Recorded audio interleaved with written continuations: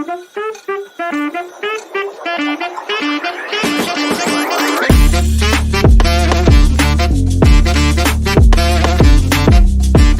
guys, welcome back to the Gully Cricket Showdown. I'm Pankaj and we have our in-house expert Mukul with us. Today we'll be discussing the ongoing test series between India and New Zealand. So Mukul, a rare loss for Team India in their home soil after a forgettable first innings. Let's get into it. What went wrong for Team India, do you think? Other than the obvious thing, the choosing to bat first on that climate condition, you can say, not the pitch. That was obvious. Everybody knows that. But despite of that, I won't say that that was the thing which went wrong. I think the thing which actually went wrong was when New Zealand was 7 down and Ravindra and Saudi were playing. They had a 137-38 run partnership. That's not acceptable. Saudi scoring 63, 69 runs at almost run a ball. I think that would be the primary reason I would personally say India lost the match. That, and then again when new ball was taken in the second innings, your 7 wickets fell down for like 45, 46 runs again, or like 50, 60, something like that. In between 40 to 60 range. Those are the two main reasons where you lost the match. Obviously, the 46 first innings score is too big of a burden to carry, but India did surpass that. Like when Sarfaraz and Rishabh Pant were batting, or even Sarfaraz and Virat Kohli were batting, it seemed like we have the match in our hold. And believe me, as a test team, India has many times have been tested in situations like that, be it in Border Gavaskar Trophy, be it in England, be it sometimes in domestic tests, and they have came on top in such situations. So I firmly believe that a 200-run lead will put pressure on New Zealand, and we might end up winning, which will be historic. And it actually looked like it's gonna happen, but then unfortunately the last ball Virat got out, and then the next day for Sarfaraz, as soon as the new ball was taken, and then it was just fell like a pack of cards. So those are the things which went wrong, and I'm sure India will do something about it. These are odd things; they don't happen usually, especially in home soil. But yeah, it can happen once in a while. So yeah, we have to cut some slack and give credit to New Zealand. They were very patient. They kept hitting the good lines. They did not felt like we have lost this match already. They did not become disheartened. As soon as the new ball was taken, there was a new life in there, and then they make sure they take full advantage of it. So yeah, credit to them. Yeah, I mean, the conditions were really bad for India, especially. Whenever they came to bat, the surface was damp, overcast weather. When New Zealand comes Yeah, this is also you have to see shining. Things did not go India's way. I mean, this is not an excuse, but look at Rohit Sharma's dismissal, how he got out. He was looking very solid, very calm. He wanted to score big. He knew the lead is huge. He wanted to. He was not the usual Rohit Sharma where he just come and hit the ball. Yeah. He was staying there. He scored a very decent 50. He was looking very, very in the zone. But just the ball bounced and hit the stumps. We look at Virat Kohli in the last ball of the match when there was not enough lightning. I think the umpire asked only spinners to be bowled. Glenn Phillips bowled, and even the ball was not easy to be sighted, and he got out on the last ball.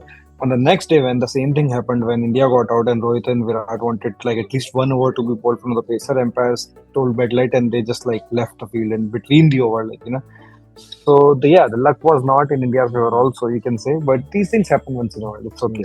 They dropped catches, missed run out chances, stumps missed, everything that went wrong. And despite of that, at a point of time, people believe that India will win this match. That in itself is a huge credit to Indian team after being bowled out for 46 minutes. It would have been a great comeback, and New Zealand, props to them, right? Because even if the conditions were favorable, it was a pretty tough match. And, just the sheer, how big it is New Zealand did not have any player born the last time New Zealand had actually won in India in a test match. So that's been 38 years. Exactly. So none of these guys were even born. So that just shows how big of a victory it is. India did come back and they did make us believe. I just want to talk about Rachin Ravindra. He was really good. I think he got player of the match as well for the series. What did you make of his performance? Rachin Ravindra is I think we discussed in previous New Zealand's videos also whenever New Zealand was playing.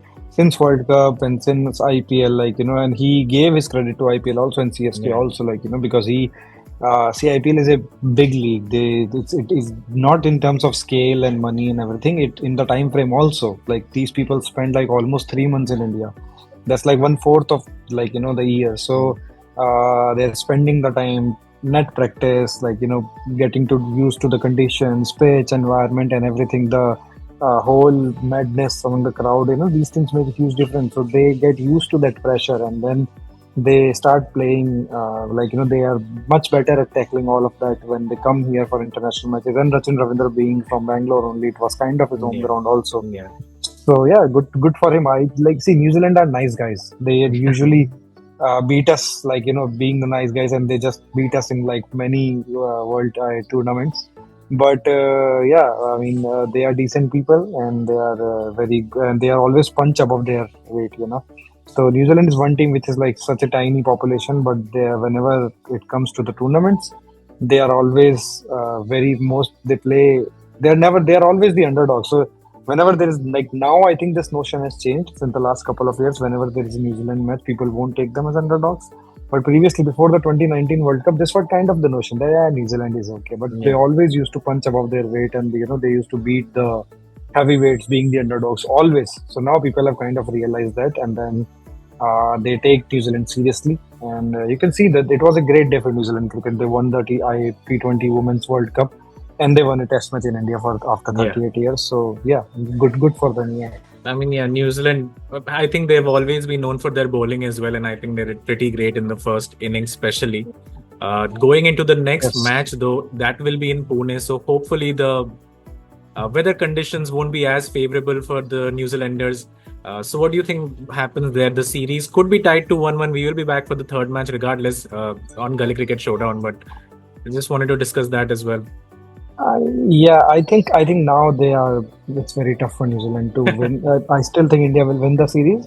They have lost first match of the series plenty of times. It's not. This is the first time it's happening. But yeah, I mean, winning a one-off test, like there is a reason New Zealand did not win anything for the last 38 years. 38 Like years, that yeah. accounts for all the players. Stephen Fleming, Chris Kanes, like all of the Saudi Williamson have been playing for 10, 15 years.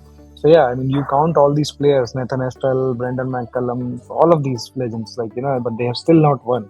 So yeah, I mean, the pitch will be a rank turner from what I hear in the news.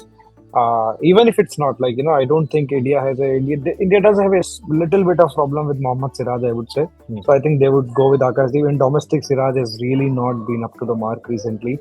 And like if it's a pitch like Bangalore where it's assisting the seamers more, and there is no other bowler who is performing other than Bumrah, then it becomes kind of a problem. So I Yeah. think Mohammad Shami being injured most of the time can't help us. And then Akashdeep would have been a better choice because I like Akashdeep the way his ball just zips from when it bounces. Although the speedometer might say like 135, 138, but like off the wicket the ball is really moving very fast if you see his action. Hmm. So Akashdeep would have been much better choice. And also KL Rahul, I know people are like both sides divided between KL Rahul. Some are praising KL Rahul, some are against KL Rahul. But I would say, I mean, KL Rahul has been a mess, or his whole career has been a mess. Like, not so long ago, he was the captain for a one-off test, and now his role in the side is not sure. So if Gill comes back, I think KL Rahul might have to sit down because I think it will be very, very, very unfair for Sarfaraz to be dropped. So we'll see. But yeah, I think rank turner or not, spinning wicket or not, I think India has this one in the pocket because the conditions won't be like that even with the new ball. So I think we will have that match in our pocket. Yeah, for New Zealand, Kane might return as well, and someone will have to make way for him to come back in the series. So yeah, so I mean, your prediction is that India does come back. Uh, who would you pick Yeah. as captains in this one then? Because this is quite spicy right now. I think if Rishabh Pant is fine, then you cannot you should have Rishabh Pant in your team because in the third innings, Rishabh Pant has a crazy, crazy average and record, phenomenal. And I think Virat Kohli also has a extremely good record in Pune, and he looked in touch in the first inning. So I thought he might end up scoring a big 100. So I think Virat Kohli is also you can take a bet on him on one of a couple of teams. Jaiswal would be very pissed at himself. So Yeah. I'm counting on Jaiswal and Gill too if they play. to score big. Obviously, Shanna and Jadeja, if they are good, because New Zealand has a lot of left-handers. Hmm. So it was also kind of a brain fade moment for Ashwin to not bowl as much in the fourth inning. So I think he did not bowl at all, maybe 1 or 2 overs. So even the target was only 107, Ashwin should have bowled. So yeah, these things matter. So New Zealand being having so many left-handers, Ashwin is a good choice, especially if it's a turning wicket. So yes, and from New Zealand side, I think Sachin Ravindra is a very very obvious choice. And then if it's a turning wicket, then I would say even go for Glenn Phillips also. Glenn Phillips is a tricky bowler to tackle, So and he might score some quick runs. So who knows? So you can take a bet on him on Glenn Phillips for like a 1 or 2 teams like a very odd man. So your team will be different from everyone. I think even Sarfaraz Khan deserves a shout as well. Did well in the first Sarfaraz match. Khan is see if you see like that, then all the Indian players Yeah, if they for come sure. on batting, why would you skip Rohit Sharma? Yeah, that's very true. He Yeah. might end up scoring 100. So yeah, Sarfaraz has a, but it depends on first of all who is batting first, and if Sarfaraz has in his team. I'm still not sure as compared to KL Rahul, Sarfaraz Khan might not get an upper hand. I don't know if he's playing, then yeah.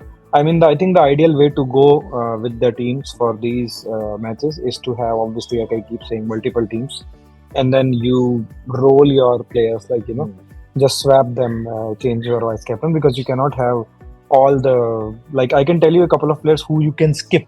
If Mohammad Siraj is playing, you skip him. He's not Hmm. very good.